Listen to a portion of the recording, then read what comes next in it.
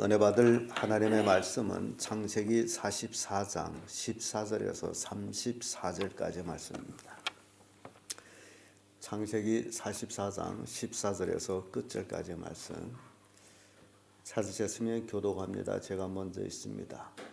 유다와 그 형제들이 요셉의 집에 이르니 요셉이 오히려 그곳에 있는지라 그 앞 땅에 엎드리니 요셉이 그들에게 이르되 너희가 어찌하여 이런 일을 행하였느냐 나 같은 사람이 정성칠 줄을 너희가 알지 못하느냐. 유다가 가로되 우리가 내 주께 무슨 말을 하오리까 무슨 설명을 하오리까 어떻게 우리의 정직을 나타내리까 하나님이 종들이 죄악을 적발하셨으니 우리와 이 잔이 발견된 자가 다 내 주의 종이 되겠나이다.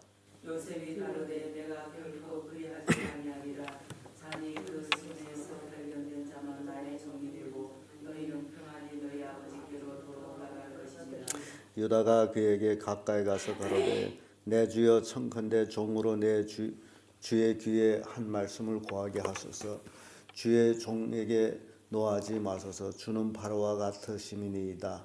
이들에게 주께서 종들에게 물으시되 너희는 아버지가 있느냐 아우가 있느냐 하시기에 우리가 내 주께 구하되 우리에게 아비가 있으니 노인이요 또 그 노년에 얻은 아들 소년이 있으니 그의 형은 죽었고 그 어미에 끼친 것은 그뿐이므로 그 아비가 그를 사랑하나이다 하였더니 주께서 또 종들에게 이르시되 그를 내게로 데리고 내려와서 네가 그를 보게 하라 하시옵소서. 우리가 내 주께 말씀하시기를 그 아이는 아비를 떠나지 못할지니 떠나면 아비가 죽겠나이다. 주께서 또 주의 종들에게 말씀하시되 너희 남의 아우가 너희와 함께 내려오지 아니하면 너희가 다시 내 의를 걷지 못하게 하리라 하시고 우리가 주의 종 우리 아비에게로 도로 올라가서 내 주의 말씀을 그에게 고하였나이다. 그 후에 우리 아버지가 다시 가서 종들을 조금 사오라 하시고 우리가 이르되 우리가 내려갈 수 없나이다. 우리 말지아우가 함께하면 내려가려니와 말지아우가 우리와 함께함이 아니면 그 사람이 얼굴을 볼 수 없음이니이다. 주의 종 우리 아버지가 우리에게 이르되 너희가 알거니와 내 아내가 너에게 그 아들을 낳은 사람 하나는 내게서 나간 고로 내가 말하기를 정령 찢겨 죽었다 하고 내가 지금까지 그를 보지 못하거늘 너희가 이 영혼에게서 어찌하여 가려 한즉 만일 제가 몸에 미치면 나의 흰머리로 슬피로 물에 내려가게 하리라. 아비의 생명과 아이의 생명이 서로 결탁되었거늘 이제 내가 주의 종 우리 아비에게 돌아갈 때 아이가 우리와 함께하지 아니하면 아비가 아이의 모습을 보고 죽으니 피가 찢긴 종들이 주의 종이 아버지가 흰머리가 슬프면 물로 내려가게 하리라. 주의 종이 내 아비에게 아이를 담보하기를 내가 아이를 아버지께로 데려오고 돌아오지 아니하면 영영이 아버지께 죄를 지으리다 하였사오니 이제 주의 종과 부활을 대신하여 있어서 주의 내 종이 주의 자신이 되게 하였고 그 아이는 그로 함께 올려 다 같이 내가 어찌하여 함께하지 아니하고 내 아비에게로 올라갈 수 있으리까 두렵건대 제가 내 아비에게 미침을 보리이다. 아멘. 이 말씀으로 유다의 탄원 이런 제목으로 말씀을 나누겠습니다. 우리는 이 창세기를 읽으면서 특별히 장자 차자의 그 관계의 변화되는 모습을 보게 됩니다. 본래 우리가 읽은 말씀은 루벤이 맏아들이 나서서 이런 탄원을 해야 되는데 그렇지 아니하고 유다가 나서서 탄원하는 모습 봅니다. 여기서는 루벤, 시몬 큰형들이 일절 비치지 아니하고 유다의 모습을 보는데 바로 나중에 야곱이 유다에 대한 축복과 같이 그가 형제들한테 실권자가 유다로부터 나오고 유다는 경자의 힘 있는 사자, 움친 사자와 같은 그런 표현을 주고 있습니다. 그래서 11형제에서 결국 유다가 실권자라는 모습을 보여주면서 오늘 유다가 혼자 탄원하는 모습을 우리가 읽었습니다. 유다가 탄원하는 모습을 보면서 우리가 살아가면서 꼭 명심해야 될 것은 지나간 과거가 어느 때에 무슨 일로 드러나게 된다라는 것을 보여줍니다. 그래서 유다의 탄원 그 첫째가 하나님이 우리 죄를 적발하나이다라는 유다의 탄원을 우리가 보게 되는데 14절에서 17절까지 말씀에서 16절에 유다가 이런 말을 하죠. 유다가 가로되 우리가 내 주께 무슨 말을 하오리까 무슨 설명을 하오리까 어떻게 우리의 정직을 나타내리까 하나님이 종들이 죄악을 적발하셨으니 우리와 이 잔이 발견된 자가 다 내 주의 종이 되겠나이다. 지금 비록 요셉이 그들에게 이제 은잔을 넣어 가지고 그들을 다시 이제 불러들였습니다마는 그러나 유다는 이 모습을 그는 옛날에 자기들이 지은 죄를 하나님이 지금 적발하고 있다라고 고백합니다. 우리가 지은 죄로 인해서 이런 시험을 당한다라고 이제 얘기하는데 창세기 37장 18절에서 20절까지 말씀 보면 이런 말씀이 있죠. 요셉이 그들에게 가까이 오기 전에 그들이 요셉을 멀리서 보고 죽이기로 꾀하여 서로 이르되 꿈꾸는 자가 오는도다. 자 그를 죽여 한 구덩이에 던지고 우리가 말하기를 악한 짐승이 그를 잡아먹었다 하자. 그 꿈이 어떻게 될 것을 우리가 볼 것이라. 이게 요셉이 17살 때에 아버지의 지시를 따라서 형들한테 문안을 갈 때에 멀리서 오는 요셉을 본 그 형들이 같이 꾀를 꾸민 것이 바로 우리가 요셉을 죽이자. 그러니 거기에 10형제가 같이 있으면서 요셉을 죽이자라고 꾀를 했다라는 사실이에요. 그래서 루벤은 요셉을 어떻게 하나 죽이지 못하도록 애를 쓰고 그러다가 루벤이 없는 기간에 이 형제들이 요셉을 애굽으로 팔아버리죠. 그래서 자기의 형제 혈육인 요셉을 죽이려고 했던 그 잘못된 마음 그런 것들을 하나님께서 종들이 죄를 적발하나이다라고 고백합니다. 창세기 37장 26절 27절에도 유다가 자기 형제들에게 이르되 우리가 우리 동생을 죽이고 그 피를 은닉한들 무엇이 유익할까? 자 그를 이스라엘 사람들에게 팔고 우리 손을 그에게 대지 말자. 그는 우리의 동생이요 우리 골육이니라. 역시 그 형제들이 요셉을 죽이려고 그 할 때에 유다가 그 죽임을 모면시킨 것이 바로 이스마엘 사람들, 이스마엘 사람 상인들을 미디안 상인들한테 요셉을 팔아버리는 것이었어요. 그래서 하나님께서 우리 죄를 적발한다라고 유다가 고백을 하고 있습니다. 두 번째로 유다의 탄원을 보게 되면요, 우리는 주께서 시키신 대로 했다라는 것을 이제 말합니다. 18절에서 26절까지의 말씀인데 23절의 말씀 와서 이런 말씀이죠. 주께서 또 주의 종들에게 말씀하시되 너희 말째 아우가 너희와 함께 내려오지 아니하면 너희가 다시 내 얼굴을 보지 못하리라 하시기로. 처음에 요셉을 만났을 때에 요셉이 너 말째 아우를 데려오지 아니하면 너희들이 내 얼굴을 못 본다. 그렇게 얘기한 것을 그들은 그대로 가서 지켰어요. 그리고 아버지를 설득해 가지고 말째 아우를 데리고 온 거죠. 그러니까 우리는 주께서 하라 하는 대로 우리가 했을 뿐입니다. 우리의 정직과 우리의 결백을 우리가 어떻게 표현하겠느냐라는 것들. 창세기 42장 20절에도 너희 말째 아우를 내게로 데리고 오라. 그리하면 너희 말이 진실함이 되고 너희가 죽지 아니하리라. 그들이 그대로 하니라 라고 하죠. 너희 말째 아우를 데려오라. 그대로 하니라.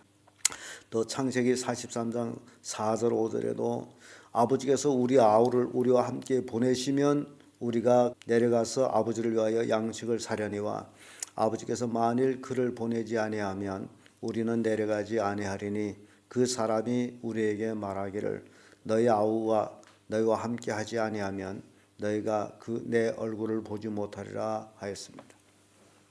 결국 유다가 아버지를 설득해 가지고 동생을 데려왔죠. 이 모든 것들은 이제 요셉을 주라고 그래요. 주께서 하라는 대로 우리가 다 했을 뿐입니다. 그래서 우리는 정직합니다. 우리가 그까짓 도둑질할 이유가 없습니다. 왜냐하면 전번에 처음에 왔을 적에 양식을 구한 그 돈들을 도로 자루에 넣은 것을 우리가 그곳에서 다시 가져올 정도로 우리가 정직합니다라는 것을 이제 탄원을 하죠. 그래서 이 유다의 그 쭉 롤리 있는 그 탄원에 실은 요셉은 굉장히 감동을 받습니다. 그리고 마음을 억제하지 못하고 나가 통곡할 정도로 그 모습을 보는데, 자기 때와 자기가 형들을 만나러 갔을 때 형들이 자기를 잡아서 물 없는 구덩이에 쳐놓고 죽이려고 했고, 결국 그러다가 자기를 미디안 상인들한테 팔아버린 그때와 지금 현재 베냐민 몸에 불통이 뛰게 됐을 때의 형제들이 하는 모습이 완전히 다른 모습이에요.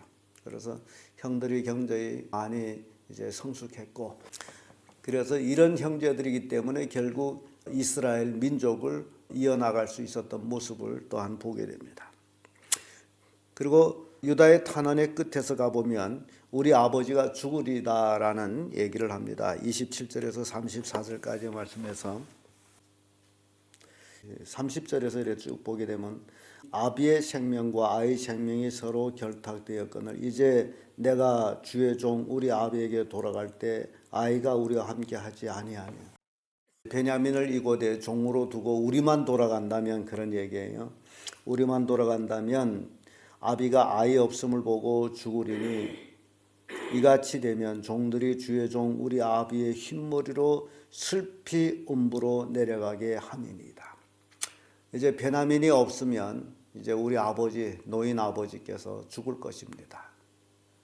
죽게 되면 결국 우리는 아버지가 흰머리로 슬픔으로 음부에 내려가게 하는 자가 됩니다.